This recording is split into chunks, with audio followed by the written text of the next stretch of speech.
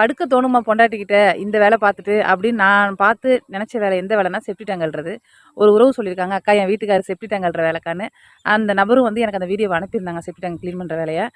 நான் ஒரு வீடியோ பார்த்தேன். எப்படின்னா செப்டி டேங்க்குள்ளே இறங்கி அந்த கழிவு மழை கழிவு கிடக்கு அதை வந்து அடைச்சிருக்கு எடுத்து விட்றாரு பாருங்க. க்ளவுஸ் தான் போட்டிருக்காரு. என்னதான் இருந்தாலும் இதை பார்த்துட்டு போய் எப்படா ஒரு ஒய்ஃபு கூட சந்தோஷமாக இருப்பார், குழந்தைங்க கூட கொஞ்சம் பேசுவார், எல்லாத்தையும் விட்டுருங்க எப்படி சாப்பிடுவாருன்னு நான் யோசித்தேன். உண்மையிலேயே அந்த சகோதரி வந்து என் கணவர் செப்டி டேங்கில் வேலை பார்க்குறாரு, எல்லாரையும் ஒரு ஹாய் சொல்லுங்கன்னு சொல்லியிருந்தாங்க. வணக்கம் நட்பே, உடன்பிறப்பே, நீங்கள் செப்டி டேங்கில் வேலை பார்க்குறீங்க. ஒரு சிலர்லாம் பார்த்தா வீட்டுக்குள்ளேயே டாய்லெட் ஏதாவது ஸ்மெல் வந்துச்சுன்னா யார் டாய்லெட் பண்ணுது, தண்ணி ஊற்றலையா, சீ நான் பார்த்துட்டு வந்துடுறேன், ஒரு மாறி இருக்குது அப்படி இப்படின்னு ரொம்ப சீன் போடுவாங்க.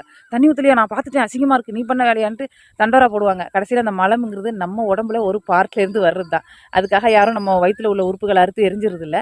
ஆனால் உடனே வந்து ஊன்னு குதிப்பாங்க. ஆனால் அது எப்படி தான் செப்டி டேங்க் அள்ளுறாங்களோ. உடனே கேட்பாங்க, அவர் யார் அந்த வேலைக்கு போக சொன்னதுன்னு. அந்த மாதிரி ஆட்கள்லாம் இல்லைன்னா எல்லா வீட்லேயும் செப்டி டேங்க் அவங்கவுங்க புருஷன் மாதிரி தான் அள்ளணும். என்னதான் நீ கோடி ரூபா பணம் வச்சிருந்தாலும் செப்டி டேங்க் அள்ளுற வேலைக்கே போகாதீங்கன்னா அப்படிதான். யார் போவா, புருஷங்காரன் தான் அள்ளணும். அள்ள விட்ருவோமா நம்ம?